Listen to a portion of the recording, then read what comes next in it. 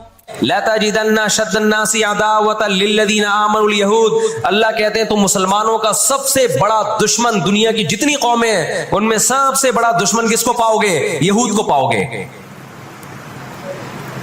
اس کے بعد مشرکین کو پاؤ گے، اور اسلام کے سب سے زیادہ قریب تم کس کو پاؤ گے؟ نصارہ کو، عیسائیوں کو پاؤ گے۔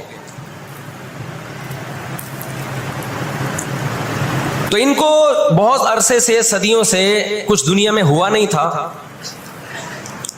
تو ان کو بیٹھے بیٹھے پریشانی ہونا شروع ہو گئی۔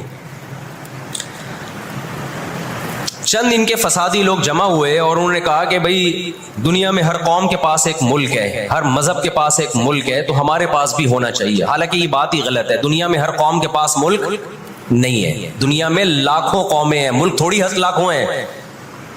پاکستان میں کتنی قومیں ہیں؟ سرائکی ہے، پنجابی ہیں، اردو ہیں، پٹھان ہیں، بلوچی ہیں۔ اگر قومیت کی بیس پہ ملک بنانا شروع کر دیں پھر تو ایک ایک انچ کے ملک وجود میں آئیں گے۔ پھر سرائکیوں میں جائیں گے تو سرائکیوں میں 20 قومیں ہیں، پٹھانوں میں جائیں گے پٹھانوں میں 40 قومیں نکلیں گی، مہاجروں میں جائیں گے ان میں صدیقی الگ ہے، ہاشمی الگ ہے، 20 قسم کے، بہاری الگ ہے۔ وہ تو قوم در قومیں بڑھتی چلی جائیں گی۔ انہوں نے کہا دنیا میں ہر مذہب کے پاس ایک ملک ہے، حالانکہ یہ بات بھی سکھوں کے پاس کوئی الگ ملک ہے؟ کوشش کر رہے ہیں وہ بنانے کی، لیکن اب تک کی رپورٹ کے مطابق نہیں ہے۔ بہت ساری دنیا میں مذہب ہے جن کے پاس کوئی کنٹری نہیں۔ مذہب کی بیس پہ حکومت دنیا میں 3 قوموں نے کی ہے، مذہب کی بیس پہ، جو آسمانی مذاہب ہیں، یہود، عیسائی اور مسلمان۔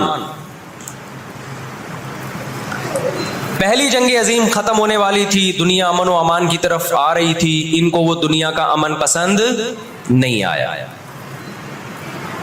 انہوں نے جناب طے کیا کہ ہمیں ایک ملک ملنا چاہیے۔ ان کے بڑے بیٹھے، کسی نے کہا افریقہ میں ہونا چاہیے، کسی نے کہا فلاں جگہ ہونا چاہیے، کسی نے کہا فلاں جگہ ہونا چاہیے۔ ان میں چند شرارتیوں کو خیال آیا کہ اگر ہم کسی بھی ملک میں کسی بھی زمین پہ اناؤنس کریں گے نا یہاں ہم نیا کنٹری بنانا چاہتے ہیں، تو ہمارے یہود خود اس پہ آمادہ نہیں ہوں گے، اس لیے کہ جو شخص کسی ملک میں سکون اور اطمینان کے ساتھ رہ رہا ہے، کوئی یہودی، تو وہ کیوں آئے گا ہجرت کر کے وہاں پہ؟ سمجھ میں آ رہی ہے بات؟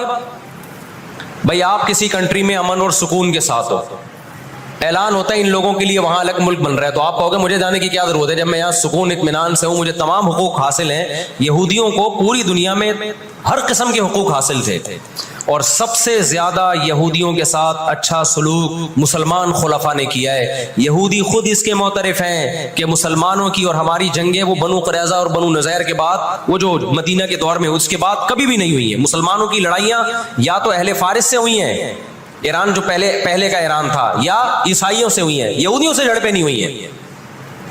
تو ان کو خیال ہوا بیٹھے بیٹھے کہ ہمیں الگ ریاست چاہیے۔ مختلف جگہوں کا سلیکشن ہوا، سب ریجیکٹ ہو گیا۔ تو صہیونیوں کو خیال آیا کہ اگر ہم بیت المقدس کا نعرہ لگاتے ہیں کہ ہمیں بیت المقدس دوبارہ چاہیے، یہ ہمارے آباء و اجداد کا وطن ہے، تو الگ ریاست کا منجن بہترین طریقے سے بک سکتا ہے۔ مذہبی لوگ جہاں لوگوں کو صحیح گائیڈ کرتے ہیں، خوب سمجھ لو مذہب کے نام کا منجن بھی مذہب میں ہی بکتا ہے۔ آج بھی ایسا ہو رہا ہے، بہت سی مذہبی تحریکیں لیبل کس کا لگا رہی ہوتی ہیں؟ اسلام میں بھی ایسا ہی ہے۔ جہاں اسلام میں آپ کو اچھی تحریکیں ملیں گی، وہاں ایسی تحریکیں بھی ملیں گی کہ لیبل کس کا لگایا جا رہا ہوتا ہے؟ مذہب کا، اور مقصد اس کے پیچھے دنیاوی مفاد ہوتے ہیں۔ اس کو سمجھنے کی ضرورت ہے۔ ہمارے یہاں جہاں بھی نعرہ لگ جائے نا مذہب کا، تو لوگ سارے گدھے گھوڑوں کی طرح اکٹھے ہو جاتے ہیں، یہ نہیں دیکھتے کہ اس کے پیچھے اس کے مقاصد کیا ہیں۔ تو نعرہ یہ لگایا گیا، اللہ کرے میں جلدی سے مختصر ہسٹری سمیٹ دوں پھر آپ کے سامنے بات رکھوں۔ نعرہ یہ لگایا گیا کہ چونکہ بیت المقدس ہمارا تھا، یعقوب علیہ السلام، یوسف علیہ السلام، موسیٰ علیہ السلام اور جتنے پیغمبر گزرے، یحییٰ علیہ السلام، زکریا علیہ السلام، ان سب کا مرکز کون سی جگہ ہے؟ ارض مقدس فلسطین۔ تو فلسطین کے نام پہ پوری دنیا سے یہودیوں کو فلسطین میں جمع کرنا ہمارے لیے پاسبل ہے، مگر یہودی بکھرے ہوئے تھے، ان کے پاس اتنی طاقت نہیں تھی۔ دو سازشیں انہوں نے کی ہیں. نمبر ایک, تجارت اپنے کنٹرول میں لو. قرآن کہتا ہے وَأَخْذِهِمُ الرِّبَا وَقَدْ نُهُوا عَنْهُ, اللہ نے ان پر سود لینے پر پابندی لگائی تھی. ان کے انہوں نے دنیا کو سود کے نظام میں لپیٹ دیا. پوری دنیا کی دولت مرتکز ہو کے کس کے پاس آنے لگی؟ یہودیوں کے پاس. مذہبی ریاست بنائی جا رہی ہے. اس کی مثال ایسے ہے جیسے ہم مسجد بنا رہے ہیں اور بندوق ہاتھ میں لے کے لوگوں کو ڈکیتیاں کر کے پیسہ لاؤ, جتنا پیسہ بنے گا, جتنا پیسہ اکٹھا ہوگا ہم اس کے لیے اسے کیا بنائیں گے؟ مسجد بنائیں گے. تو اس سے صاف پتہ چل جائے گا بھائی تیرا مقصد مسجد بنانا نہیں ہے, مسجد کے نام پہ منجن بیچنا ہے. سمجھ میں آ رہی ہے بات کہ نہیں آ رہی؟ لیبل مسجد کا لگ رہا ہے اس کے پیچھے, کیونکہ جو مسجد جو بنانا چاہتا ہے وہ کبھی بھی حرام پیسے سے مسجد نہیں بنائے گا. تورات میں آج تک سود کی حرمت موجود ہے. قرآن نے بیان کیا کہ ان کو ہم نے سود لینے سے منع کیا, لیکن انہوں نے سود لینا شروع کر دیا. بڑے بڑے بینک آج کس کے پاس ہیں؟ ان کے تانے بانے سارے کس سے جا کے ملتے ہیں؟ یہودیوں سے. بیٹھے بیٹھے پیسہ جمع کرنا شروع کیا. تبھی تو میں کہتا ہوں یہ جو بڑے بڑے جنرل اسٹور بنے ہوئے ہیں نا, مال بنے ہوئے ہیں, جو بینکوں سے سودی قرضہ لے کے کروڑوں روپے پھونک دیتے ہیں, اس کے بجائے نا اپنے ان غریب دکانداروں کے پاس جایا کرو جو اپنے باپ کی کمائی سے, وراثت کے پیسوں سے دکان بنا کے بیٹھے ہوئے ہیں. یہ جو سودی نظام ہے نا, سودی نظام, اس سے دنیا کی دولت مرتکز ہو کے چند ہاتھوں میں جاتی ہے. پھر وہ چند ہاتھ ہی آپ کے باپ بن کے بیٹھتے ہیں دنیا میں. جب سے ہی بڑے بڑے اسٹورز بننا شروع ہوئے ہیں, مال بننا شروع ہوئے ہیں, یہ چھوٹے موٹے دکانداروں کی جو حلال کی آمدن تھی, ان کی جو بینکوں سے قرضے نہیں تھے, جو دادے پردادے سے محنت کر کے آ رہے تھے اور اب اتنا جمع کیا کہ ایک دکان بنا لیں, وہ سارے ایک طرف رہ گئے. اور ایک سرمایہ دار اٹھتا ہے بینکوں سے اربوں روپے کا قرضہ لے کے ایک بہت بڑی بلڈنگ بنا دیتا ہے اور بیٹھ کے نوٹ چھاپتا ہے. وہ یہ کون سا ان کی خون پسینے کی کمائی ہوتی ہے؟ تو اس عذاب میں دنیا کو کس نے دھکیلا؟ سودی نظام میں. بولو, یہودی نے دھکیلا. ان کے شاطر دماغ نے کام کیا کہ پوری دنیا کی معیشت کس کے کنٹرول میں لے کر آؤ؟ اپنے کنٹرول میں. آج اگر حاجی, ہم یہاں سے حج کرنے جاتے ہیں نا, میں نے ایک دفعہ سعودی عرب میں کسی سے پوچھا کہ یہودیوں کو یہ کھٹکتا نہیں ہے, اتنے لاکھ لوگ آ رہے ہیں, 40 لاکھ 50 لاکھ لوگ حج کر کے جا رہے ہیں, ان کو کھٹکتا نہیں ہوگا اتنی اللہ نے مسلمانوں کو عزت دی؟ انہوں نے کہا ان کو نہیں کھٹکتا, یہ چاہتے ہیں کہ 40 لاکھ کے بجائے 80 لاکھ لوگ حج کیا کریں. وجہ اس کی ہے کہ وہاں سارا مال ان کی کمپنیوں کا بکتا ہے. میں سمجھا پا رہا ہوں اپنی بات؟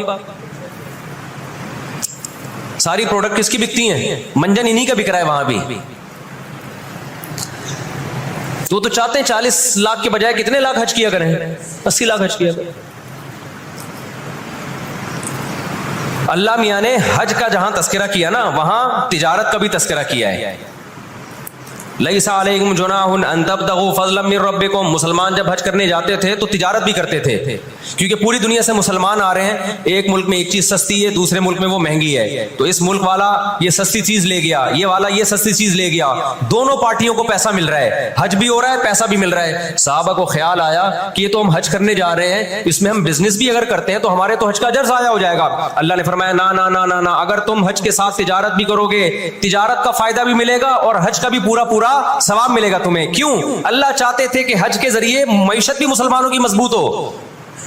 اللہ تھوڑی مسلمانوں کو کمزور دیکھنا چاہتے ہیں. آج حج مسلمان کر رہا ہے, گناہ بھی معاف کروا کے آ رہا ہے, فائدہ کس کو ہو رہا ہے؟ یہودی کو ہو رہا ہے. میں نے وہاں سعودی عرب میں کسی بڑے سے پوچھا, میں نے کہا یار آپ مسلمانوں کی پروڈکٹ یہاں کیوں نہیں بیچتے؟ انہوں نے کہا ایک دفعہ ہم نے پاکستان سے مرغی منگوائی تھی, چکن پاکستان سے منگوائی تھی تاکہ بلا شک و شبہ حلال ہو, یعنی سب کو پتا ہو کہ حلال ہے.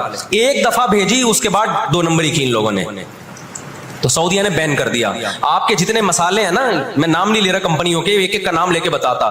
میں ابھی مسقط ایک ہفتہ رہا ہوں, میں نے وہاں دبا کے بد پرہیزی کی ہے. لڈو بھی کھائے, مٹھائیاں بھی کھائیں, بریانیاں بھی پھوڑی, ایک دفعہ پیٹ خراب نہیں ہوا.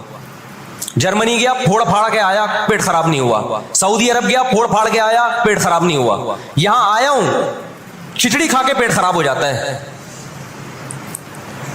پتہ نہیں کیا کھلا رہے ہیں یار ہمیں. مسقط میں نے پوچھا یار یہاں پیٹ نہیں خراب ہو رہا؟ انہوں نے کہا یہاں آپ کے مسالوں پر پابندی ہے, پاکستان سے مسالوں پر یہاں کیا ہے؟ پابندی ہے, اس لیے پیٹ خراب نہیں ہو رہا.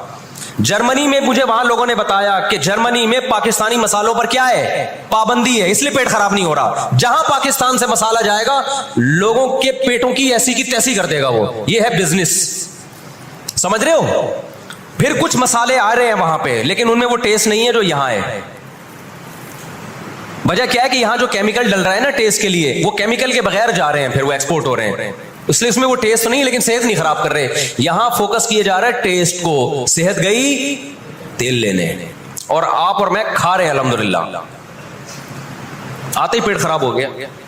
خیر، تو یہود نے کس کو، اب دیکھو یہود نے بڑی ایمانداری سے بزنس کیا کہ ہم ایسی پروڈکٹ مارکیٹ میں بیچیں گے جو ایک نمبر ہوگی، اور بہت ساری سازشیں بھی کی. ایسی ایسی سازشیں ہوئی ہیں. انہوں نے دیکھا کہ جو مسلمان کمپنی بہت زیادہ آگے بڑھ رہی ہے نا، آپ کو یاد ہے پولکا کمپنی، پولکا کے ہم آئس کریم میں کھایا کرتے تھے بچپن میں، عیدی ملتی تھی. ایسی بڑی بڑی کمپنیوں کو جب دیکھا نا ترقی کر رہی ہیں، منہ مانگی قیمت دے کے خرید کے بند کر دیا کہ ایک دفعہ انویسٹ کر دو، اچھا خاصا لگا دو پیسہ، لیکن ان کو آگے نہیں بڑھنے دو. اس کا نتیجہ یہ نکلا کہ دنیا غلام بنتی چلی گئی. اکنامکلی کس کی غلام بن گئی؟ آج امریکہ اسرائیل کو غلط کہہ کے بھی کس کا ساتھ دیتا ہے؟ مجھے یاد ہے چند سال پہلے امریکی صدر نے بیان دیا تھا اسرائیل نے یہ غلط کیا ہے، یونائٹڈ نیشن کے لا کی پابندی نہیں کی ہے، لیکن ہم پھر بھی کس کے ساتھ ہیں؟ پورے الفاظ بتا رہا ہوں میں، پھر بھی ہم کس کے ساتھ ہیں؟ مانتے ہوئے. اس کو پتا ہے، وہ اس کی مثال وہ 50-50 میں ایک آیا کرتا تھا نا، 50-50 میں کلپ وائرل ہوا ہے کہ کمنٹری ہو رہی ہے کہ سلیم اللہ بہت اچھا کھیل رہا ہے اور کلیم اللہ تو کھیل ہی نہیں رہا. اب لوگ جو کمنٹری کرنے والا ہے اس سے کہہ رہے ہیں بھائی یا تو کھیل ہی نہیں رہا، وہ جو تماشائی تھے وہ چھوڑ کے جانے لگے تو غلط کمنٹری کر رہا ہے. اس نے کہا تم جہنم میں چلے جاؤ لیکن کھیل یہی صحیح رہا ہے، بھلے تم جاؤ. انہوں نے کہا ہم گھر جا رہے ہیں، انہوں نے کہا تم گھر نہیں، تم جہنم میں جاؤ، لیکن یہی سلیم اللہ بہترین کھیل رہا ہے. پھر دکھایا کہ پیچھے بندوق رکھی ہوئی ہے کسی نے. تو اس وقت امریکہ کو گچی سے کس نے پکڑا ہوا ہے؟ طاقت امریکہ کے پاس زیادہ ہے، سازشیں کس کے پاس زیادہ ہیں؟ اسرائیل کے پاس.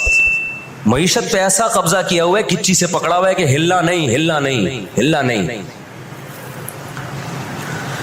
آج پوری دنیا میں فلسطینی نہتے ہو گئے. جب اسرائیل کے قیام کا اعلان کیا نا یہودیوں نے، تو دو کام کیے. میں جلدی سے بات کو سمیٹوں. ایک تو یہ کہ معیشت کس کے کنٹرول میں لو؟ سود کے ذریعے، بزنس کے ذریعے، حلال تجارت کے ذریعے اس طرح سے کنٹرول میں آتی نہیں ہے. وہ سود جو تمام مذاہب میں حرام ہے، عیسائیت میں بھی، یہودیت میں بھی، اسلام میں بھی، اس سود کو پروموٹ کیا دنیا میں، تاکہ سود کے ذریعے آپ اندرون سندھ جاؤ نا، بڑے بڑے زمینداروں نے ہاریوں کو، کسانوں کو اپنے کنٹرول میں لیا ہوا ہے سودی قرضے دے دے کے. وہ بیچارے ہل نہیں سکتے، ساری زندگی ان کے غلام بنے رہتے ہیں وہ. اللہ جزائے خیر دے. ہمارے جامعۃ الرشید کے ایک استاذ ہیں، بڑے مالدار بھی ہیں، انہوں نے وہاں جا کے بہت سارے ہاریوں کے قرضے ادا کر کے ان کو اس غلامی سے نکالا ہے. اور بہت سے ان میں ہندو بھی ہیں بہت سارے، وہ مسلمان بھی ہوئے ہیں، ان کو اور ہر طرح سے سپورٹ کرنا، ایسے ادارے بنے ہوئے اندرون سندھ. تو ایک کام تو یہ کیا کہ معیشت اپنے کنٹرول میں. دوسرا کام کیا کہ ان کو پتا تھا کہ جب تک بڑی طاقتیں ہمارے ساتھ نہیں ہوں گی اس وقت تک ہم اسرائیل کا قیام وجود میں نہیں لا سکتے. اس کے لیے سب سے زیادہ اسلام دشمنی میں برطانیہ کے ساتھ ایگریمنٹ ہوا. اور آپ حیران ہوں گے، برطانیہ کی اسمبلی میں جب یہ قانون پاس ہوا، قرارداد پاس ہوئی ہے کہ ہم نے فلسطینیوں کو، اسرائیلیوں کو، یہودیوں کو فلسطین میں جا کے آباد کرنا ہے، تو آپ حیران ہوں گے کہ اس میں اس کی سب سے زیادہ مخالفت اسمبلی میں موجود ایک شخص نے کی جو یہودی تھا. اس نے ایک آواز اٹھائی کہ اگر ہم نے ایسا کیا تو اب تک 1000 سال سے زیادہ عرصہ ہو گیا ہماری مسلمانوں سے کبھی لڑائی نہیں ہوئی ہے. اگر ہم نے ایسا کیا تو پوری مسلم دنیا ہمارے اگینسٹ ہو جائے گی اور دنیا ایک نہ ختم ہونے والی جنگ میں آپ دنیا کو جھونک دو گے. وہ یہودی تھا، اس نے اس پالیسی کے خلاف آواز اٹھائی. مگر برطانیہ کو اس سے کوئی سروکار نہیں تھا. اس کا کیا جا رہا ہے بھائی اس میں؟ میں نے بتایا نا یہ دنیا کے بڑے بڑے جو تہذیب سکھاتے ہیں نا ہمیں، ان کی تہذیب بس یہی ہوتی ہے کہ روڈ ایسے پار کرنا ہے آپ نے، اور لال بتی پہ آپ نے رک جانا ہے، ٹیکس آپ نے ٹائم پہ ادا کرنا ہے. یہ چھوٹی موٹی، ایک مسجد سے چپل چرانے والا چور ہوتا ہے نا، پٹتا وہی ہے. کبھی بڑے اسمگلر کو دیکھا آپ نے؟ کیا ہو گیا بھائی؟ گھنٹی بجا کے بھاگنے والا بچہ پکڑا بھی جاتا ہے، پٹتا بھی ہے. مسجد سے چپل چرانے والا پٹتا بھی ہے. لیکن کچھ اور ایسے ہوتے ہیں 3 پیس سوٹ اور ٹائی میں، بڑا زبردست بریف کیس ان کے پاس، اس میں پورا اسمگلنگ کا پیسہ ہوتا ہے، لاکھوں لوگوں کی جان اس میں خون بہا ہوتا ہے، اس کا پیسہ ہوتا ہے، عزتوں کے سودے ہوتے ہیں. تو یہ بڑی بڑی طاقتیں اس طرح کرتی ہیں. اور کمال کی بات ہے، راحت اندھوری کے ایک شعر ہے نا، کہ مجھے شعر تو یاد نہیں رہا، اس کا مفہوم یاد رہ گیا ہے، کہ ہمارے قاتلوں کو کہاں ڈھونڈتے پھرو گے. ایک شاعر نے تو کہا ہے کہ اپنی معشوقہ کو، کہ ہمارے قاتلوں کا، یعنی ہماری قاتل تو آپ ہو، آپ کی محبت میں ہم مرے ہیں. اس نے کہا کہ ہمارے قاتلوں کو کہاں ڈھونڈتے پھرو گے. وہ کیا ہے کہ ہمیں قتل کا الزام ہم ہی پر رکھ دو، ہم ہی پر الزام ڈال دو، یعنی مقتول ہی پہ الزام ڈال دو کہ یہی قاتل ہے. آج دنیا میں سب سے زیادہ دہشت گردی کا شکار مسلمان ہو رہا ہے، کشمیر میں بھی. اور میں کشمیر کے بارے میں نیوز چینل کی رپورٹ پیش نہیں کر رہا، میں دنیا میں جاتا ہوں، مقبوضہ کشمیر کے مسلمانوں سے بھی ملتا ہوں. نام ان کے ہائی لائٹ نہیں کیے جا سکتے، ان کی ویڈیو نہیں ڈالی جا سکتی، ورنہ انڈیا ان کو تنگ کرے گا. مقبوضہ کشمیر میں کوئی ایک مسلمان ایسا نہیں ہے جو انڈین گورنمنٹ سے خوش ہو. ابھی مسقط میں ایک خاتون ملی مقبوضہ کشمیر سے، مجھے تو لوگ پہچان لیتے ہیں، کہنے لگے مفتی صاحب خدا کا واسطہ آپ آواز اٹھائیں، ہم پر بہت ظلم کر رہا ہے انڈیا، بہت مار رہا ہے ہمیں کشمیر میں، بتاؤ دنیا آواز اٹھا رہی ہے اس پہ؟ کیونکہ مسلمان کا خون بہ رہا ہے. روہن گیان میں کس کا خون بہتا ہے؟ برما میں مسلمان کا خون بہتا ہے. فلسطین میں کس کا خون بہ رہا ہے؟ مسلمان کا خون بہ رہا ہے. جہاں مسلمان کا خون بہے گا دنیا منہ پہ ٹیپ لگا لیتی ہے. جہاں کوئی ایک غیر مسلم، ہماری نظر میں مسلمان کا خون بہے یا غیر مسلم کا، ہم فرق نہیں کرتے، کسی پہ بھی ظلم ہوگا ہم آواز اٹھائیں گے. لیکن دنیا یہ فرق کرتی ہے، لیبل یہ لگاتی ہے کہ انسانیت پہلے مذہب بعد میں، لیکن ان کا ایٹیٹیوڈ بتاتا ہے کہ ان کی نظر میں مذہب پہلے ہے، انسانیت بعد میں ہے. دنیا میں سب سے سستا خون مسلمان کا ہو گیا ہے. تو 2 کام کیے. نمبر 1 اکنامکلی مضبوط کرنا ہے، سود کے ذریعے، تجارت کے ذریعے نہیں، سودی تجارت کے ذریعے. اس کے بعد کیا کیا؟ برطانیہ سے معاہدہ ہوتا ہے، اور چند سالوں میں 1917 میں برطانیہ نے اعلان کیا کہ بھائی ہم پوری دنیا سے یہودیوں کو لا کے کہاں آباد کریں گے؟ فلسطین میں. اس وقت مکمل فلسطین کس کا تھا؟ عربوں کا تھا، وہ مسلمانوں کا تھا. چند سال میں 33% یہودی اسرائیل میں آ کے، فلسطین میں آ کے آباد ہو گئے، اور وہ وہاں گڑبڑ شروع کر دی انہوں نے. نہتے فلسطینیوں کو مارنا، قتل کرنا، ان کی زمینوں پہ قبضہ کرنا. فلسطینیوں نے آواز اٹھائی، اور غیرت مند لوگ ہیں وہ، انہوں نے کہا لن نترک شبرا للذل، ہم ایک بالش بھی نہیں دیں گے. جب تک سلطان عبد الحمید تھا نا، خلیفہ مسلمانوں کا، اس نے یہودیوں سے کہا تھا کہ شاپر میں مٹی اٹھا کے بھی لے جانے نہیں دوں گا فلسطین کی. سمجھتے ہو؟ دیکھو مسلم حکومت چاہے کیسی نالائق ہو، خلافت چاہے کیسی نالائق ہو، اس کا وجود نہ ہونے سے بہرحال بہتر ہے. آج لوگ کہتے ہیں ترک بدعتی تھے، ترک میں مزار تھے. میں مانتا ہوں یہ چیزیں غلط تھیں، لیکن اب مزار ختم ہو گئے، اس کے بجائے دوسری غلط چیزیں بہت ساری آ گئی ہیں، اور بہت ساری الٹی چیز. جب تک ایک ہماری ریاست تھی، ایک حکومت تھی، نہ بوسنیا کا مسئلہ کھڑا ہوا تھا اور نہ اسرائیل کا مسئلہ کھڑا ہوا تھا. تو 33% یہودی آ کے آباد ہوئے ہیں. 1945 میں جب پہلی جنگ عظیم کا خاتمہ، دوسری جنگ عظیم کا خاتمہ ہوا، برطانیہ کی ایسی کی تیسی ہو گئی تھی. قرآن کہتا ہے وَكَذَلِكَ نُوَلِّي بَعْضَ الظَّالِمِينَ بَعْضًا. یہ عجیب الفاظ ہیں قرآن کے. ہم بعض ظالموں کو بعض کے ذریعے پٹواتے ہیں. ہندوستان میں بہت سارے علماء کھڑے ہوئے انگریز کے خلاف، لیکن شکست ہوئی. اللہ نے پٹوایا کس سے؟ برطانیہ کو، ہٹلر کے ذریعے. ٹھیک ہے برطانیہ جنگ ہارا نہیں، لیکن اتنا کمزور ہو گیا، جو اس نے 200 سال محنت کی تھی بر صغیر پہ کنٹرول کرنے کے لیے، اسے اندازہ ہو گیا کہ اب میں وہ کنٹرول برقرار نہیں رکھ سکتا۔ اور ہٹلر کے ایصال ثواب کے لیے بر صغیر کے مسلمانوں کو اور ہندوؤں کو آزادی ملی، کس سے؟ برٹش سے آزادی ملی۔ تو اب کیا ہوا؟ یونائٹڈ نیشن بن چکی تھی، اس کے پیچھے بھی بہت بڑی سازش تھی۔ خیر یونائٹڈ نیشن جب وجود میں آئی ہے تو برطانیہ تو پیچھے ہٹا، یونائٹڈ نیشن آ گئی۔ 1947 میں یونائٹڈ نیشن نے فلسطینیوں کی مرضی کے بالکل خلاف ایک کام کیا کہ بٹوارا کیا جائے، یہاں تک یہودیوں کا اور یہاں تک کس کا؟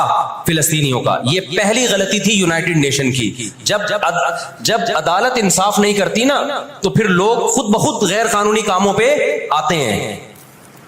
عدالت جب اپنی ذمہ داری پوری کرتی ہے، لوگ غلط چیز کی طرف نہیں جاتے۔ 1948 میں یا 49 میں، آج دنیا میں بہت سے لوگ کہتے ہیں یہ عرب کنٹریز کیوں نہیں کر رہے؟ بھائی عرب ممالک 3 بڑی جنگیں لڑ چکے ہیں۔ یہ جو لوگ الزام لگاتے ہیں نا کہ عرب چپ کر کے بیٹھے ہوئے ہیں، مصر کیوں نہیں کر رہا؟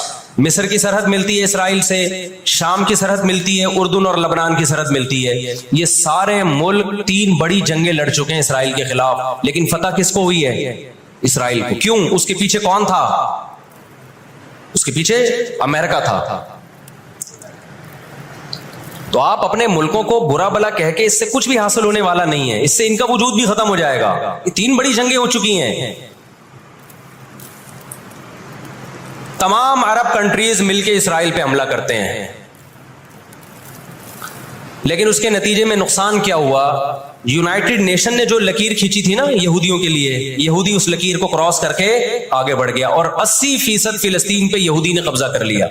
اور یہ غزہ کی پٹی جو آج ہے اور جس کو ویسٹ بینک کہا جاتا ہے، اس غزہ کی پٹی پہ مصر کا قبضہ ہو گیا جو ایسٹ میں ہے، اور ویسٹ بینک پہ اردن کا قبضہ ہو گیا۔ 20% علاقہ میں سے آدھا اردن کے پاس اور آدھے سے کچھ کم مصر کے پاس چلا گیا، باقی 80% کس کے پاس آ گیا؟ اسرائیل کے پاس۔ پھر 1967 میں بہت بڑی وار ہوئی۔ یہ میں ان لوگوں کو بتا رہا ہوں جو ہر وقت اسلامی حکومتیں جو رہی صحیح رہ گئی ہیں نا، ہر وقت ان کو برا بلا کہتے رہتے ہیں یہ کچھ نہیں کر رہے، یہ عرب کچھ نہیں کر رہے۔ یہ 3 جنگیں لڑ چکے ہیں، جب تک تمہارا باپ پیچھے کھڑا ہوا ہے نا امریکہ، اس وقت تک یہ مسئلہ حل نہیں ہو سکتا۔ پیچھے وہ کھڑا ہوا ہے۔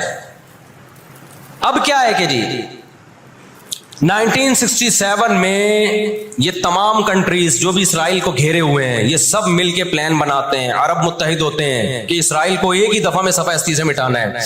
اسرائیل کی خفیہ ایجنسیاں اتنی ہوشیار، اتنی متحرک کہ پہلے اطلاع مل جاتی ہے، اور مصر کے جہاز جو بمبارمنٹ کے لیے جانے تھے، اسرائیل پہ حملہ کرنا تھا، وہ کھڑے کھڑے بہت سارے جہاز ایئرپورٹ پہ اسرائیل تباہ کر دیتا ہے۔ سمجھ میں آ رہی ہے کہ نہیں آ رہی ہے؟ وہ بہت بڑی پلاننگ سے آیا بھائی۔ وَقَدْ مَكَرُوا مَكْرَهُمْ وَعِنْدَ اللَّهِ مَكْرُهُمْ وَإِنْ كَانَ مَكْرُهُمْ لِتَزُولَ مِنْهُ الْجِبَالُ۔ اللہ نے کہا یہ اسلام دشمن جب سازشیں کرتے ہیں، اتنی بڑی سازشیں ہوتی ہیں کہ پہاڑ اپنی جگہ سے ہل جائیں۔ یہ نا امیدی کی بات ہے، لیکن امید کی بات بھی ہے۔ اللہ کہتا ہے عِنْدَ اللَّهِ مَكْرُهُمْ، اللہ کو ان کی مکر اور تدبیر کا علم ہے۔ یہ مسلمانوں سے نہیں لڑ رہے، یہ کس سے لڑ رہے ہیں؟ اللہ سے لڑ رہے ہیں۔ تو خوشخبری کی باتیں بھی ہیں، وہ میں بتاؤں گا انشاءاللہ ابھی۔ تو عرب کو شکست ہوتی ہے، اور نقصان کیا ہوتا ہے کہ الٹا عربوں کے علاقے اپنے ہاتھ سے نکل جاتے ہیں۔ مصر کا بہت بڑا علاقہ چلا گیا، غزہ بھی خالی ہو گیا، ویسٹ بینک بھی خالی ہو گیا، اور یہ سارے علاقے کس کے قبضے میں چلے گئے؟ یہود کے۔ شام کے علاقوں پہ بھی یہود کا قبضہ، مصر کے علاقوں پہ بھی۔ 1973 میں پھر عرب ممالک مل کے لڑتے ہیں اسرائیل کے خلاف تاکہ اپنے علاقوں کو خالی کرائیں ہم۔ اس میں بھی کیونکہ امریکہ بھرپور سپورٹ کر رہا تھا اسرائیل کو، دبا کے اسلحہ دے رہا تھا، رزلٹ کس کے خلاف گیا؟ مسلمانوں کے خلاف، عربوں کے خلاف۔ اور ان کو اندازہ ہو گیا کہ اس جنگ میں ہم اپنے علاقے خالی نہیں کروا سکتے. سعودی عرب میں اس دور میں غیرت مند بادشاہ تھے شاہ فیصل شہید رحمۃ اللہ علیہ، اللہ ان کی مغفرت کرے، ان کے درجات بلند کرے، بڑے مجاہد تھے. انہوں نے عرب ممالک کا اجلاس بلایا اور تیل کی سپلائی بند کر دی. سمجھتے ہیں بات کو کہ نہیں سمجھتے؟ جب تیل کی سپلائی بند ہوئی، اللہ تعالیٰ نے وسائل تو آج بھی مسلمانوں کو دیے ہیں، تیل کی سپلائی بند کی ہے تو اسرائیل گھٹنے ٹیکنے پر مجبور ہو گیا. پھر امریکہ بہادر بیچ میں آئے ایک بڑے بزرگ کا کردار ادا کرتے ہوئے کہ دیکھو لڑائی بھڑائی معاف کرو، اللہ کا گھر صاف کرو، بیٹھ کے مذاکرات کی میز پہ آ جاؤ. تو یہاں بھی مذاکرات کی میز کے پیچھے تیل کا ڈنڈا تھا. سمجھ رہے ہو؟ عربوں کے پاس جو تیل کی اللہ نے ان کو ایک طاقت دی ہے نا، وہ استعمال کی انہوں نے. لیکن لڑائی معاف کرنے میں بھی بہت سارے گیم کھیل گیا ہوا. طے یہ ہوا کہ جی جو عربوں کے علاقوں پر اسرائیل نے قبضہ کیا ہے مصر اور شام پہ، وہ اسرائیل واپس کرے گا. ٹھیک ہے، ہم آپ کے علاقے واپس کر رہے ہیں، لیکن مصر کو اسرائیل کو تسلیم کرنا پڑے گا. یہ بہت بڑی مسٹیک ہوئی. کس سے؟ بولو، مصر سے. وہ اس پہ آمادہ ہو گئے، چلو ہمارے علاقے تو ہمیں واپس مل رہے ہیں. غزہ سے بھی مصر نے فوجیں ہٹا لیں، غزہ کا علاقہ بھی اسرائیل کے حوالے کر دیا. مصر کو یہ لگا کہ مرتا کیا نہ کرتا.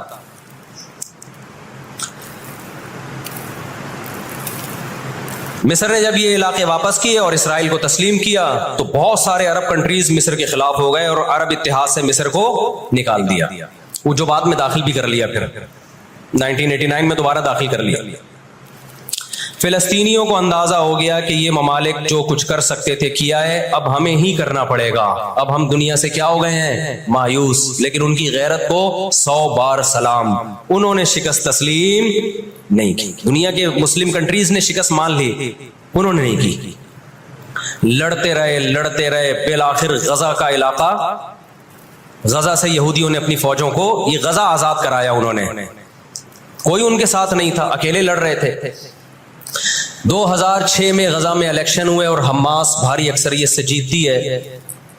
امریکہ اور اسرائیل نے اس قانونی حکومت کو جو الیکشن کے ذریعے ہوئی ہے، میں نے بتایا نا ان کے قوانین ان کے لیے ہی ہوتے ہیں.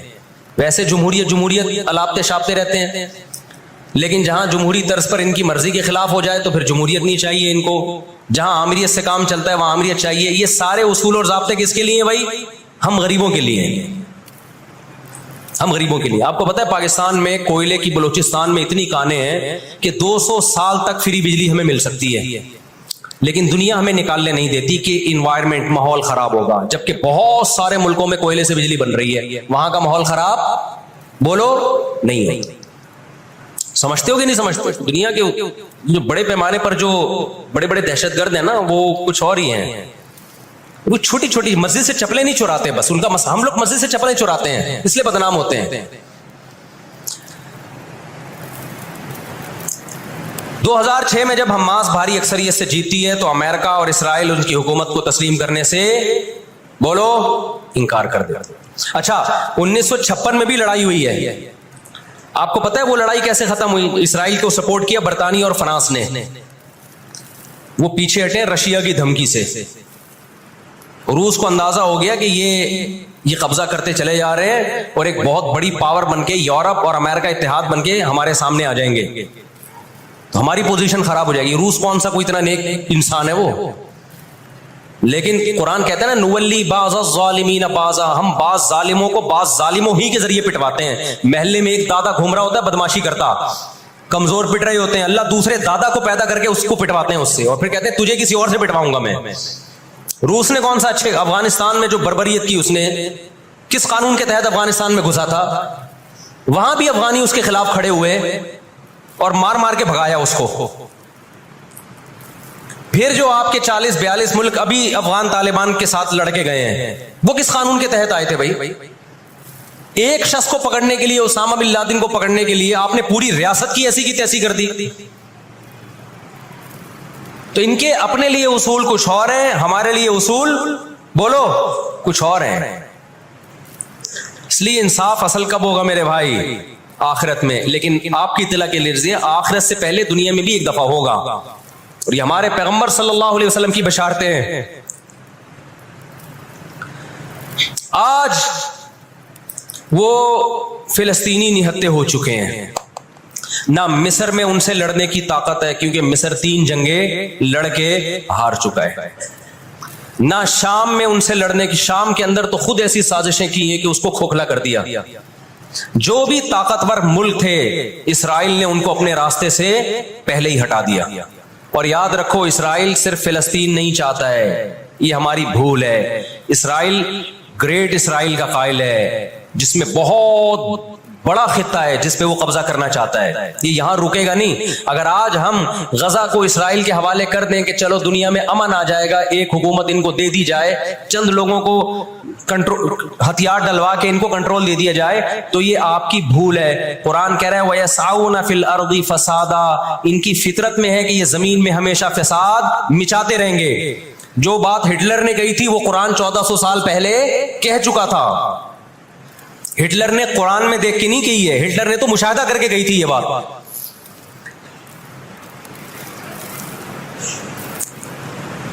نہ مصر میں لڑنے کی طاقت، 3 جنگیں ہار چکا ہے. نہ لبنان میں لڑنے کی طاقت، نہ اردن میں لڑنے کی طاقت، نہ شام میں لڑنے کی طاقت. سعودی عرب اور اسرائیل کے حالات اچھے ہونے جا رہے تھے. یہ واقعہ ہوا، سعودی عرب نے الحمدللہ یو ٹرن لے لیا. ایک اچھا اقدام ہے سعودی عرب کا، ورنہ تو یہ مسئلہ دب گیا تھا.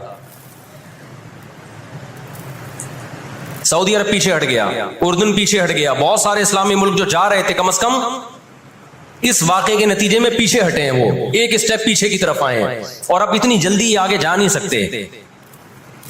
ان کی اپنی عوام نہیں چھوڑے گی ان کو. اگر یہ آگے کی طرف گئے، یہودیوں سے انہوں نے دوستی لگانے کی، اسرائیل سے دوستی لگانے کی کوشش کی. میں بار بار کہتا ہوں جب میں یہودی کا لفظ استعمال کرتا ہوں تو اس سے صہیونی اور اسرائیلی مراد ہوتے ہیں جو اسرائیل کو سپورٹ کر رہے ہیں. سارے یہودی اس میں داخل نہیں ہیں. آج بھی بہت سارے یہودی وہاں فلسطینیوں کو سپورٹ کر رہے ہیں. دنیا میں مظاہرے ہو رہے ہیں فلسطینیوں کے حق میں.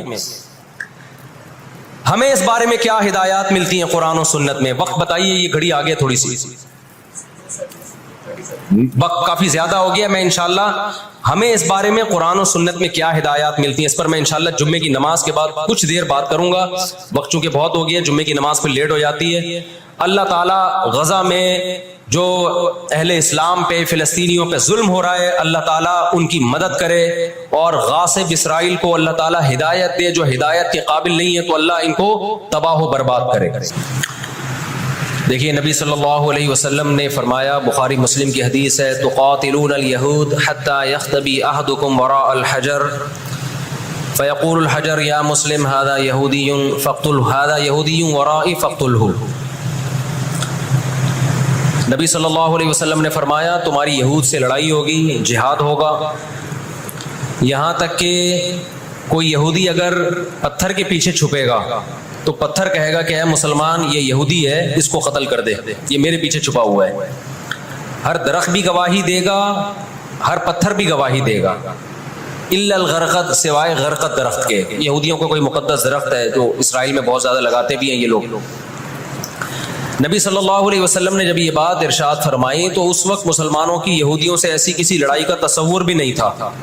ایک پیش گوئی تھی جو کسی کے خواب و خیال میں بھی نہیں تھا کہ صدیوں بعد جا کے ایسا ہو سکتا ہے. اس سے بھی پتہ چلتا ہے کہ ہمارے نبی صلی اللہ علیہ وسلم کی جو پیش گوئیاں ہیں وہ اگر وہ پوری نہیں ہوئی تو آپ ٹائم کا انتظار کریں، ایک وقت پوری ہو جائیں گی.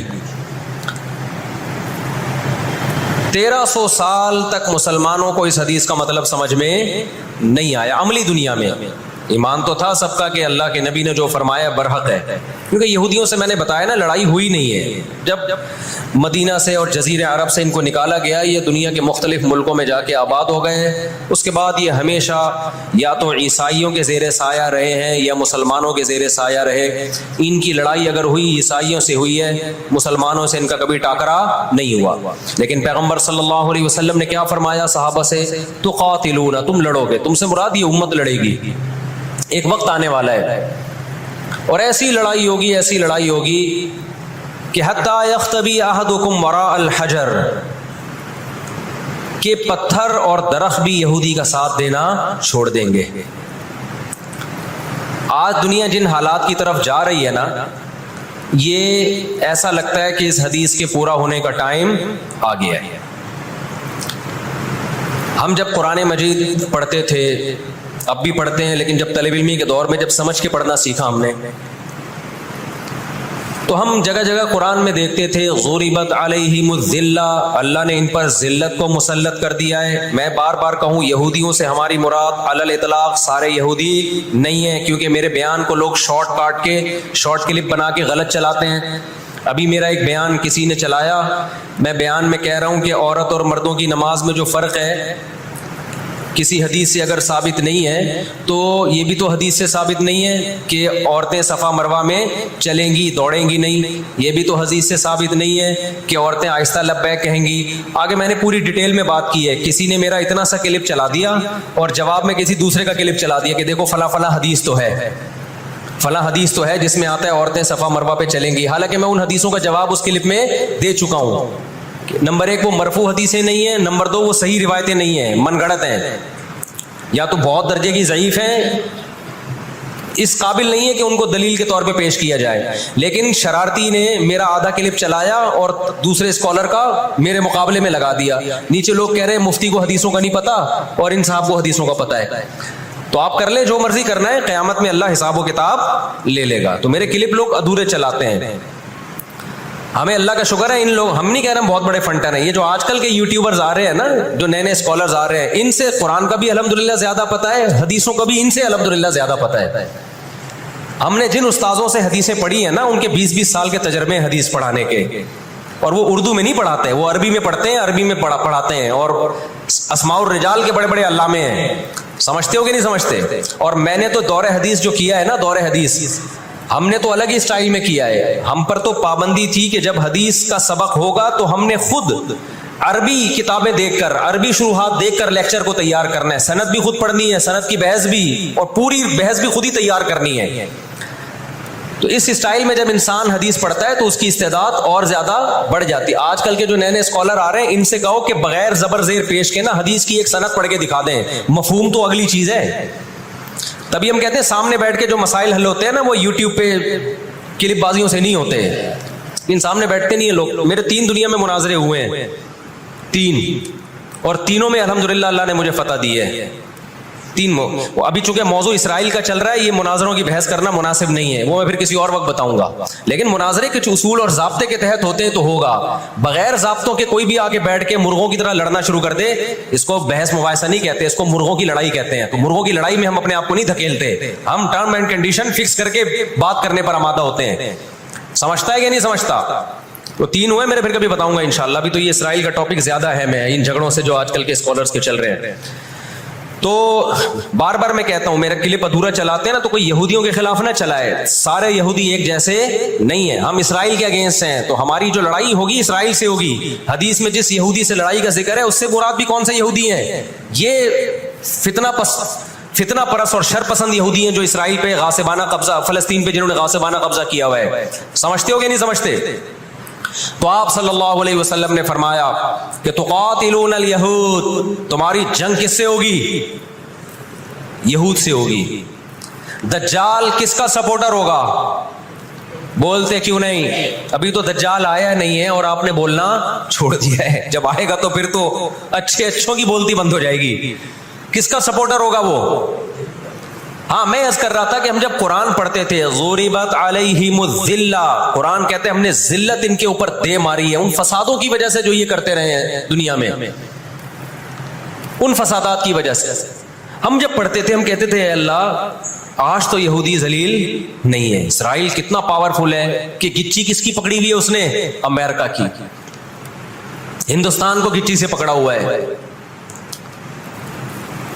تو آج تو بڑی عزت ہے۔ میں نے اپنے استاد سے یہ سوال پوچھا، انہوں نے بڑا معقول جواب دیا، اور یہ تفسیر کی کتابوں میں بھی لکھا ہے۔ دیکھیں، آپ یہودیوں کی ہسٹری اٹھا کے دیکھیں نا، ہمیشہ کوئی نہ کوئی ایسا ان پر مسلط ہوا ہے جنہوں نے ان کی شرارتوں کا مزہ ان کو دنیا میں چکھایا ہے۔ قرآن سے بھی یہ بات ثابت ہے کہ ان کو ان کی شرارتوں کا مزہ، عذاب جو ہے وہ دنیا میں ملتا رہے گا۔ میں بار بار کہتا ہوں، ہٹلر نے بھی ان کو عذاب دیا ہے۔ ہٹلر سے پہلے بھی اسلامی نہیں بلکہ دنیا کی تاریخ میں بہت سے ہٹلر گزر چکے ہیں جنہوں نے ان کی شرارتوں کے ان کو دنیا میں سزا دی ہے۔ ہم پھر بھی بتائیں ہم ہٹلر کے حامی نہیں ہیں جو ظلم اس نے کیا، لیکن وہ بھی ان کی شرارتوں سے بیزار تھا. قرآن کہہ رہے ہم نے ان پر ذلت کو دے مارا ہے، دنیا میں بہت دفعہ رسوا ہوئے یہ. اب کیا ہے؟ یہ آخری ذلت ہے یہودیوں کی، جو اب کس کے ہاتھوں ہونے والی ہے؟ فلسطینیوں کے ہاتھوں. آپ کو معلوم ہونا چاہیے جب دنیا میں کسی کو بہت زیادہ ذلیل کیا جاتا ہے نا تو پہلے اس کو عزت دی جاتی ہے. کسی کے گلے میں آپ جوتوں کا ہار پہنا دو، یہ بھی ایک ذلت ہے. اور ایک طریقہ یہ 3 پیس سوٹ ٹائی میں آپ اس کو صدارت کی کرسی پہ بٹھائیں اور پھر آپ اس کو جوتوں کا ہار پہنا دیں. بتاؤ کون سی بڑی ذلت ہے؟ یہ دوسری ذلت پہلی ذلت سے بڑی ہے. پوری دنیا میں مار کھانے کے بعد نا اپنی شرارتوں کی وجہ سے آج اللہ نے ان کو ایک تھوڑی سی حکومت دی ہے. ایک چھوٹا سا کنٹری، آپ اگر اسرائیل کو نقشے میں دیکھیں گے تو کراچی بھی بڑا ہے اسرائیل سے. اتنا چھوٹا ملک، اتنا چھوٹا ملک، اور تعداد بھی بہت تھوڑی. اللہ نے انہیں کچھ وقت پنپنے دیا ہے. اللہ نے کہا ٹھیک ہے، تم دنیا تمہاری آخری شرارت دیکھ لے، اس کے بعد جو میری طرف سے تم پہ مار پڑنے والی ہے اس کے بعد قیامت تک تم دوبارہ اٹھنے کے قابل نہیں رہو. یہ آخری ذلت کا انتظام ہو رہا ہے یہود کا. اور جو فائنل میچ ہوتا ہے نا وہ شاندار ہی ہوتا ہے. کیا خیال ہے؟ سیمی فائنل میں اتنا لوگ دلچسپی سے نہیں دیکھتے، کوارٹر فائنل میں اتنا دلچسپی سے بولو نہیں دیکھتے جو فائنل میچ دیکھتے ہیں. اللہ نے ان کا ظلم پوری دنیا کے سامنے نمایا. آج جو غزہ پہ جو کچھ ہو رہا ہے پوری دنیا کے سامنے اللہ نے دکھا دیا. ایک منٹ رکھیں، پوری دنیا کو دکھایا نا اللہ نے کیا کر رہے ہیں. یہ کس طرح سے اسرائیل میں لوگوں کو لا کے آباد کیا، فلسطین میں، پھر فلسطینیوں پہ اقوام متحدہ کی 60 سے زیادہ قراردادیں ہیں جس کی اسرائیل دھجیاں اڑا چکا ہے. 60 سے زیادہ قراردادیں، 60 سے زیادہ، جس کو اسرائیل نے ماننے سے انکار کیا ہے. یونائٹڈ نیشن کی بات کر رہا ہوں میں. تو اللہ تعالیٰ ان کو تھوڑا سا پنپنے دے رہے ہیں کہ ٹھیک ہے اس دفعہ سیمی فائنل تم جیت لو، فائنل تک تو پہنچو نا تم، اس کے بعد ہوگا کیا. دیکھو آپ نے سنا ہوگا کہ لاتوں کے بت ہاتھوں سے نہیں مانتے. یہ جو اسرائیل جو کچھ کر رہا ہے نا اس کا اصل حل مجھے بھی پتا ہے مظاہروں میں نہیں ہے. اس کا اصل حل ہے جہاد. اس کا اصل حل کیا ہے؟ جہاد، جو کہ فلسطینی کر رہے ہیں. میں نے جب لوگوں کو یہ کہا نا کہ اپنے ملک میں پرامن مظاہرے کرو، لوگوں نے کہا لو پرامن مظاہروں میں لگا کے لوگوں کی صلاحیتیں خراب کر رہے ہیں. ہم آپ کو جہاد سے نہیں روکتے، لیکن آپ جہاد اپنے ملک میں کرو گے توڑ پھوڑ کر کے، یا جہاں یہودی ظلم کر رہا ہے وہاں لڑائی کرو گے آپ. تو یہ عجیب منطق نہیں ہے کہ ظلم وہاں ہو رہا ہے، آپ نے اپنے ملک میں توڑ پھوڑ کرنا شروع کر دی. تو اس سے یہودی ناراض ہوگا یا خوش ہوگا؟ وہ تو کہے گا اور اچھا ہے بم دھماکے کرو یار، پرامن نہیں، بہت بموں کے ساتھ کلاشن کوفوں کے ساتھ اپنی کنٹری میں مظاہرے کرو، ہمیں آ کے چھیڑو یہاں پہ. ہم جہاد کے منکر نہیں ہیں، آپ سے زیادہ الحمدللہ جہاد کو مانتے ہیں. لیکن آپ اگر یو کے میں، کینیڈا میں، پاکستان میں، سعودی عرب میں توڑ پھوڑ والے مظاہرے شروع کر دو گے، چاہے غیر مسلم کنٹریز میں بھی، خدا کی قسم اس سے اسرائیل کو جوں بھی نہیں رہیں گی. تو اس وقت آپ جوش سے زیادہ ہوش سے کام لیں. جوشیلی تقریریں کرنے والے بہت ہیں مارکیٹ میں، ابھی نعرے بھی یہاں لگ رہے ہیں، ہم یہ کر دیں گے، ہم وہ کر دیں گے. ان سے پوچھو کیسے کرو گے؟ شام کو گھر پہ جا کے گٹکا کھا کے سو جاتے ہیں وہ. جوشیلی تقریریں کرنے والے، میں مانتا ہوں جہاد ہی ہوگا، لیکن ہوگا کس سرزمین پہ؟ جہاں یہودی لڑ رہا ہے وہیں لڑا جائے گا. میدان جنگ متعین کیا جاتا ہے لڑائی کے لیے. یہ نہیں ہوتا کہ آپ میدان جنگ میں نہیں جا سکتے تو جو میدان جنگ نہیں ہے اس کو میدان جنگ بنا دو. ایسا دنیا میں کبھی بھی نہیں ہوتا. یہ تو وہ جون پور کے قاضی والا قصہ ہو جائے گا کہ وہ سولی پہ لٹکایا ایک شخص کو، اس کی گردن موٹی تھی، وہ پھندے میں آ نہیں رہی تھی. انہوں نے کہا اس کی گردن چونکہ پھندے میں آ نہیں رہی ہے تو اس کی چونکہ آ رہی ہے اس کو لٹکا دو آپ. وہ کہے گا میری آ رہی ہے لیکن میرا قصور کیا ہے؟ تو یہ عجیب قسم کا جہاد ہے. آپ اپنے ملکوں میں، یو کے، کینیڈا میں آپ نے اگر توڑ پھوڑ کرنا شروع کر دی، وہ چھوڑے گا تھوڑی کینیڈا آپ کو. یو کے، امریکہ میں آپ نے اگر توڑ پھوڑ شروع کر دی وہ چھوڑے گا تھوڑی. آپ کی اوقات کتنی ہے؟ لڑائی کے لیے سب سے پہلے میدان جنگ کا تعین ضروری ہے کہ لڑائی ان کی مرضی سے نہیں ہوگی کہاں کہ وہ جہاں چاہ رہے ہیں، لڑائی ہماری مرضی سے ہوگی، ہم جہاں کہیں گے وہاں لڑائی ہوگی. میں سمجھا پا رہا ہوں اپنی بات؟ تو علاج، بہت سے لوگوں نے جہاد کا انکار کر دیا، یہ بھی غلو ہے، اور بہت سے لوگوں نے ہر جگہ کو میدان جنگ بنانے کے چکر میں ہے، یہ ایک طرف کی انتہا ہے. آج دنیا نے ان کو نہتا چھوڑ دیا ہے فلسطینیوں کو، لیکن وہ ڈٹے ہوئے ہیں. آپ ان کی مدد کر سکتے ہو جہاد کے ذریعے، ضرور کرو، کس نے منع کیا ہے آپ کو؟ اور اگر آپ ان کے ساتھ مل کے جہاد نہیں کر سکتے، نہیں جا سکتے وہاں پہ، تو آپ پھر ان کو جو سپورٹ کر سکتے ہو، ہم راشن پانی پہنچا سکتے ہو تو وہ پہنچاؤ. میں نے پاکٹ ویلفیئر ٹرسٹ کا نام لیا نا، اس پہ بھی لوگوں نے اعتراض کیا، لو بھائی ان کو راشن کی ضرورت تھوڑی ہے، ہمیں پتہ ہے راشن سے کام نہیں چلے گا، لیکن جو جہاد ہوگا تو وہاں جا کے ہوگا. یہاں بم پھاڑنا شروع کر دیے، اس سے اسرائیل کی صحت پہ کوئی فرق نہیں پڑے گا. اسرائیل پہلے ہی ان کی سازشوں سے لیبیا تباہ ہو چکا ہے، ایک مضبوط ریاست تھی، عراق کا بیڑا غرق کر دیا، اب وہ چاہتا ہے سعودی عرب کا بھی بیڑا غرق ہو، وہ چاہتا ہے پاکستان کا بھی بیڑا غرق ہو. تو ان بیڑا غرق ہونے سے جو آپ کی ٹوٹی پھوٹی رہی صحیح لنگڑی لولی حکومتیں، ان کی بھی ایسی کی تیسی ہو جائے گی. اور فلسطینی بھی نہیں چاہتے کہ دوسرے ملکوں میں لڑو، وہ کہتے ہیں لڑنا ہے تو ہمارے پاس آؤ. تو یہ اب جو دنیا جا رہی ہے نا جس طرف، ہو یہ رہا ہے. میں نے آپ کو قرآن کی آیت پیش کی تھی نا، وَكَذَلِكَ نُوَلِّي بَعْضَ الظَّالِمِينَ بَعْضًا، اللہ کہتے ہیں ہم بعض ظالموں کو بعضوں سے پٹواتے ہیں. تو پہلی جو ابھی تک تو ہم نے نا امیدی کی باتیں کی ہیں، مسلمان ممالک شکست کھا کے بیٹھ چکے ہیں، 3 بڑی جنگوں میں شکست ہو چکی ہے. اس کے بعد اب کسی مسلم کنٹری میں اسرائیل پر چڑھائی کی طاقت نہیں ہے، ان کو پتہ ہے پیچھے امریکہ بیٹھا ہوا ہے، پورا یورپ. رشیا نے یوکرائن جیسے اتنے سے کنٹری پہ حملہ کیا، آپ نقشے میں دیکھیں یوکرائن اتنا سا ہے، رشیا کیا ہے، یوں اگر وہ پاؤں بھی رکھ دینا تو کچل دے. لیکن جیت گیا کیا وہ جنگ؟ بولتے کیوں نہیں؟ کیوں؟ یوکرائن اتنا سا ہے مگر اس کے پیچھے کون ہے؟ پورا یورپ ہے، پورا یورپ اس کے پیچھے. یہ جنگ طول پکڑتی جا رہی ہے. رشیا اب تک یوکرائن کو کنٹرول میں نہیں لے سکتے، اور مجھے تو ایسا لگتا ہے، میں کوئی یقینی رپورٹ نہیں ہے، شاید اس جنگ کے پیچھے بھی اسرائیل کی سازش ہو. ان کو پتا تھا کہ ایک ہمارا دشمن ہے سوویت یونین، روس. جب 1956 میں جنگ ہوئی ہے نا، برطانیہ، فرانس اور اسرائیل نے مل کے حملہ کیا تھا مصر پہ، تو دھمکی کس نے دی تھی؟ روس کی دھمکی سے پیچھے ہٹے. روس نے کہا تھا نیوکلیئر اٹیک کروں گا میں، وہ پیچھے ہٹ گئے. روس مسلمانوں کی خیر خواہی میں نہیں کر رہا تھا، روس کو یہ تھا کہ جب دنیا کا باپ میں بننا چاہتا ہوں تو تم دنیا کے باپ بننے کی کوشش کیوں کر رہے ہو؟ اگر یہ باپ بن گئے تو اس کو پتا تھا ہماری چودراہٹ ختم ہو جائے گی. تو اللہ ایک ظالم کو دوسرے ظالم سے پٹواتے ہیں. تو آج بھی رشیا، چائنا وہ اسرائیل کے حق میں نہیں. عین ممکن ہے اللہ مظلوموں کی آواز سے ایسے حالات پیدا کر دے کہ اس جنگ میں براہ راست کون کود پڑے؟ سوویت یونین کود پڑے. اور اگر سوویت یونین اس جنگ میں کود پڑا جس کے پورے چانس لگ رہے ہیں، تو پھر یہ تیسری جنگ عظیم کی طرف معاملہ جائے گا، اور اس کے ذمہ دار مسلمان یا فلسطین نہیں ہوں گے. اس کے ذمہ دار ناجائز اسرائیل ہے جس نے ناجائز قبضہ فلسطین پہ کیا ہے.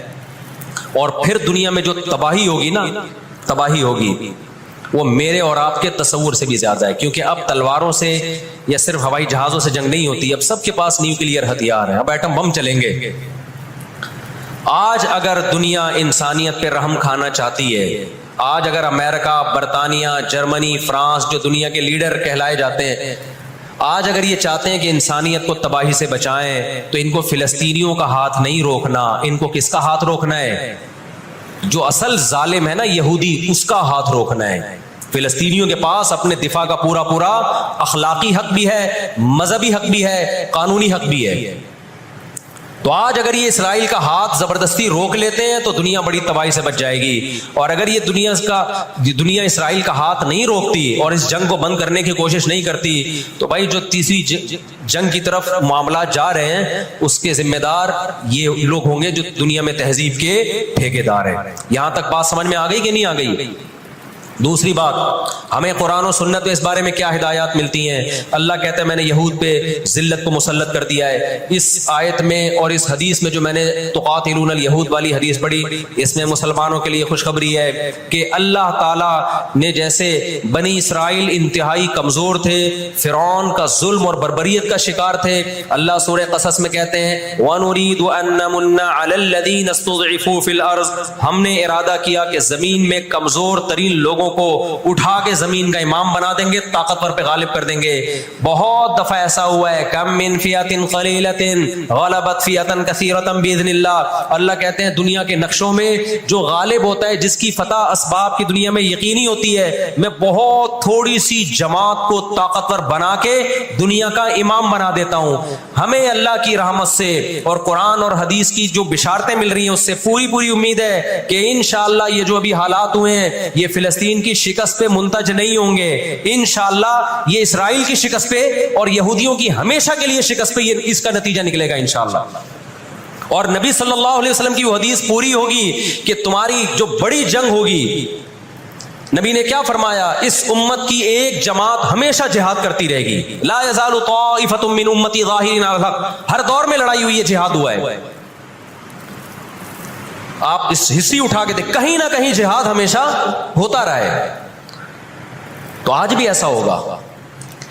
اور بالآخر یہ معاملات اگر بین الاقوامی دنیا نے کنٹرول نہیں کیے تو نبی صلی اللہ علیہ وسلم کی پیش گوئیاں انشاءاللہ بہت جلد پوری ہونے والی ہیں۔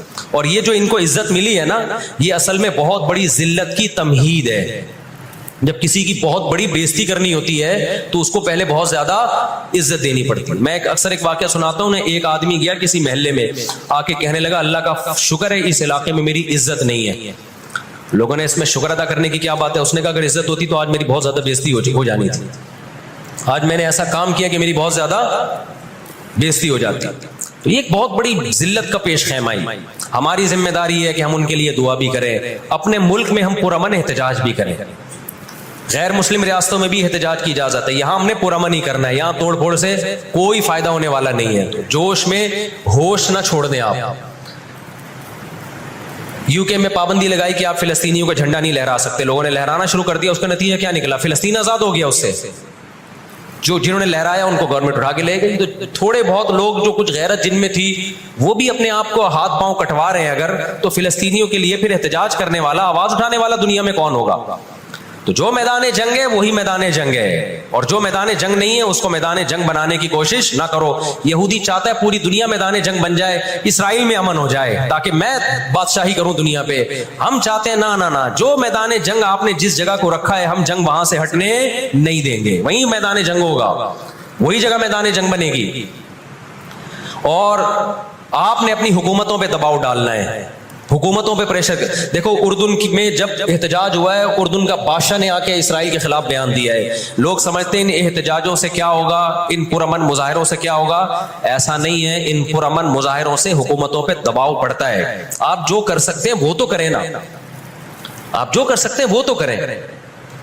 اور احتجاج اور مظاہروں کی کال سیاسی جماعتیں دیتی ہیں، مفتیان کرام نہیں دیتے۔ لوگ مجھے کہہ رہے ہیں آپ بلاؤ احتجاج کا دھرنا، ہم آئیں گے۔ مجھے پتہ ہے 4 آدمی بھی نہیں آئیں گے،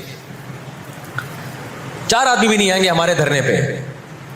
یہ سیاسی جماعتوں کا کام، اور سیاسی جماعتیں بھی کر رہی ہیں، لیکن اور زیادہ کرنا چاہیے۔ حکومتوں کے کام ہوتے ہیں سیاسی سطح پہ جو احتجاج جب گورنمنٹ لیول پہ ہوتا ہے وہ پاورفل احتجاج ہوتا ہے، اور حکومتیں احتجاج جب کرتی ہیں جب ان کو پبلک کا ڈر ہوتا ہے۔ تو آپ سوشل میڈیا پہ، فیس بک پہ آپ احتجاج کے ذریعے دنیا کو دکھاؤ ہم فلسطینیوں کے ساتھ ہیں۔ اس سے فلسطینیوں کو بھی سکون ملے گا کہ دنیا نے ہمیں یتیم اور لاوارث نہیں چھوڑا۔ اب یہ غزہ کا واقعہ ہونے سے پہلے دنیا نے ان کو بالکل لاوارث چھوڑ دیا تھا۔ ساری دنیا اسرائیل سے، ہمارے ملک میں اسرائیل کو تسلیم کرنے اور اتحاد کی باتیں شروع ہو گئی تھی۔ اس جنگ کے بہت زیادہ نقصانات ہوئے ہیں، لیکن اس کا ایک فائدہ بھی یہ ہوا ہے کہ اسرائیل کا ایشو دوبارہ دنیا میں کھڑا ہو گیا ہے۔ اب اتنا آسان نہیں ہے اسرائیل کو تسلیم کرنا۔ تو ہم اللہ سے دعا کرتے ہیں کہ اے اللہ ہمارے ان مظلوم بھائیوں کی مدد فرما، اور جو بھی ظالم ہیں ان کو ہدایت دے، جو ہدایت کے قابل نہیں ہے اللہ ان کو تباہ و برباد کرے۔ علماء نے یہ بھی کہا ہے کہ فجر کی نماز میں جو غاصب یہودی ہیں، اسرائیلی ہیں، ان کے خلاف قنوت نازلہ کا بھی اہتمام کرنا چاہیے.